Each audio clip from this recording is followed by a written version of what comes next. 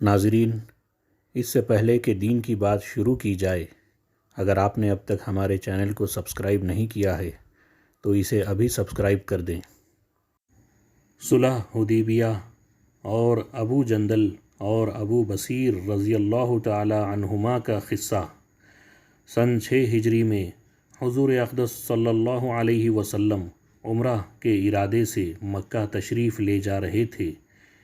کفار مکہ کو اس کی خبر ہوئی اور وہ اس خبر کو اپنی ذلت سمجھے، اس لیے مزاحمت کی اور حدیبیہ میں آپ کو رکنا پڑا۔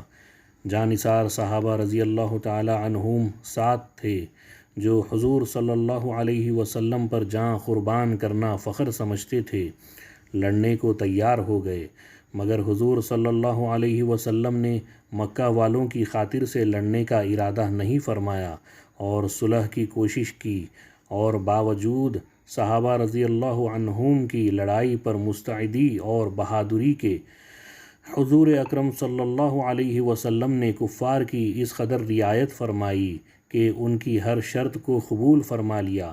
صحابہ رضی اللہ عنہم کو اس طرح دب کر صلح کرنا بہت ہی ناگوار تھا، مگر حضور صلی اللہ علیہ وسلم کے ارشاد کے سامنے کیا ہو سکتا تھا کہ جانثار تھے اور فرما بردار، اس لیے حضرت عمر رضی اللہ تعالی عنہ جیسے بہادروں کو بھی دبنا پڑا۔ صلح میں جو شرطیں طے ہوئی، ان شرطوں میں ایک یہ شرط بھی تھی کہ کافروں میں سے جو شخص اسلام لائے اور ہجرت کرے، مسلمان اس کو مکہ واپس کر دیں، اور مسلمانوں میں سے جو خدا نخواستہ اگر کوئی شخص مرتد ہو کر چلا آئے تو وہ واپس نہ کیا جائے۔ یہ صلح نامہ ابھی تک پورا لکھا بھی نہیں گیا تھا کہ حضرت ابو جندل رضی اللہ تعالی عنہ ایک صحابی تھے جو اسلام لانے کی وجہ سے طرح طرح کی تکلیفیں برداشت کر رہے تھے اور زنجیروں میں بندھے ہوئے تھے۔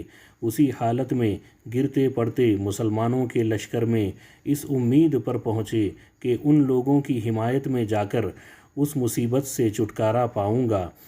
ان کے باپ سہیل نے، جو اس صلح نامہ میں کفار کی طرف سے وکیل تھے اور اس وقت تک مسلمان نہیں ہوئے تھے، فتح مکہ میں مسلمان ہوئے۔ انہوں نے صاحبزادے کو تماچے مارے اور واپس لے جانے پر اصرار کیا۔ حضور صلی اللہ علیہ وسلم نے ارشاد فرمایا کہ ابھی صلح نامہ مرتب بھی نہیں ہوا، اس لیے ابھی پابندی کس بات کی؟ مگر انہوں نے اصرار کیا۔ پھر حضور صلی اللہ علیہ وسلم نے فرمایا کہ ایک آدمی میرے حوالے کر ہی دو، مگر وہ لوگ ضد پر تھے، نہ مانا۔ ابو جندل رضی اللہ تعالی عنہ نے مسلمانوں کو پکار کر فریاد بھی کی کہ میں مسلمان ہو کر آیا اور کتنی مصیبتیں اٹھا چکا، اب واپس کیا جا رہا ہوں۔ اس وقت مسلمانوں کے دلوں پر جو گزر رہی ہوگی اللہ ہی کو معلوم ہے، مگر حضور صلی اللہ علیہ وسلم کے ارشاد سے واپس ہوئے۔ حضور صلی اللہ علیہ وسلم نے تسلی فرمائی اور صبر کرنے کا حکم دیا اور فرمایا کہ عن قریب حق تعالی شانہ تمہارے لیے راستہ نکالیں گے۔ صلح نامہ کے مکمل ہو جانے کے بعد ایک دوسرے صحابی ابو بصیر رضی اللہ تعالی عنہ بھی مسلمان ہو کر مدینہ منورہ پہنچے۔ کفار نے ان کو واپس بلانے کے لیے 2 آدمی بھیجے۔ حضور صلی اللہ علیہ وسلم نے حسب وعدہ واپس فرما دیا۔ ابو بصیر رضی اللہ تعالی عنہ نے عرض بھی کیا کہ یا رسول اللہ صلی اللہ علیہ وسلم، میں مسلمان ہو کر آیا، آپ مجھے کفار کے پنجے میں پھر بھیجتے ہیں۔ آپ صلی اللہ علیہ وسلم نے ان سے بھی صبر کرنے کو ارشاد فرمایا اور فرمایا کہ انشاءاللہ عن قریب تمہارے واسطے راستہ کھلے گا۔ یہ صحابی ان دونوں کافروں کے ساتھ واپس ہوئے۔ راستے میں ان میں سے ایک سے کہنے لگے کہ یار، تیری یہ تلوار تو بڑی نفیس معلوم ہوتی ہے، شیخی باز آدمی ذرا سی بات میں پھول ہی جاتا ہے۔ وہ نیام سے نکال کر کہنے لگا کہ ہاں، میں نے بہت سے لوگوں پر اس کا تجربہ کیا۔ یہ کہہ کر تلوار ان کے حوالے کر دی۔ انہوں نے اسی پر اس کا تجربہ کیا۔ دوسرا ساتھی یہ دیکھ کر کہ ایک کو تو نمٹا دیا، اب میرا نمبر ہے۔ بھاگا ہوا مدینہ آیا اور حضور صلی اللہ علیہ وسلم کی خدمت میں حاضر ہو کر عرض کیا کہ میرا ساتھی مر چکا ہے، اب میرا نمبر ہے۔ اس کے بعد ابو بصیر رضی اللہ تعالی عنہ پہنچے اور عرض کیا کہ یا رسول اللہ صلی اللہ علیہ وسلم، آپ اپنا وعدہ پورا فرما چکے کہ مجھے واپس کر دیا، اور مجھ سے کوئی عہد ان لوگوں کا نہیں ہے جس کی ذمہ داری ہو، وہ مجھے میرے دین سے ہٹاتے ہیں، اس لیے میں نے یہ کیا۔ حضور صلی اللہ علیہ وسلم نے فرمایا کہ لڑائی بھڑکانے والا ہے، کاش کوئی اس کا معین مددگار ہوتا۔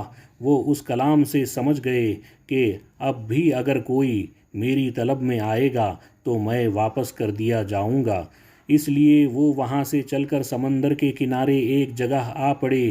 مکہ والوں کو اس قصے کا حال معلوم ہوا تو ابو جندل رضی اللہ تعالی عنہ بھی، جن کا قصہ پہلے گزرا، چھپ کر وہیں پہنچ گئے۔ اسی طرح جو شخص مسلمان ہوتا وہ ان کے ساتھ جا ملتا۔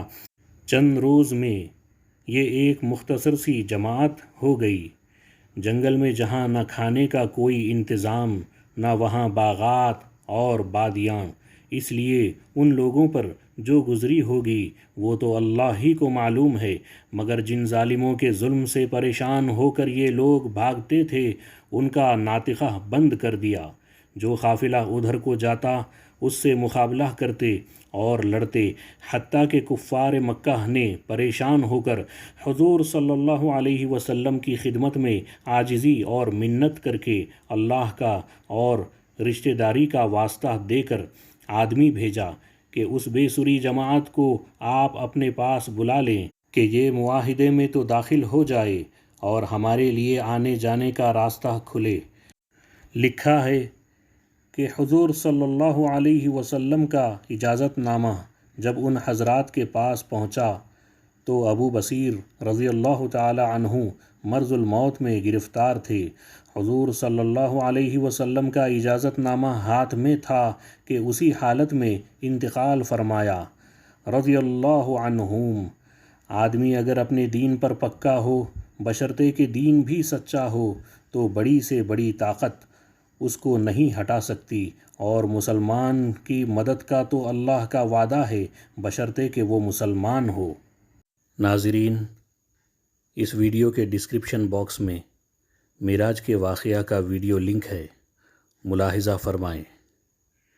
السلام علیکم ورحمۃ اللہ وبرکاتہ۔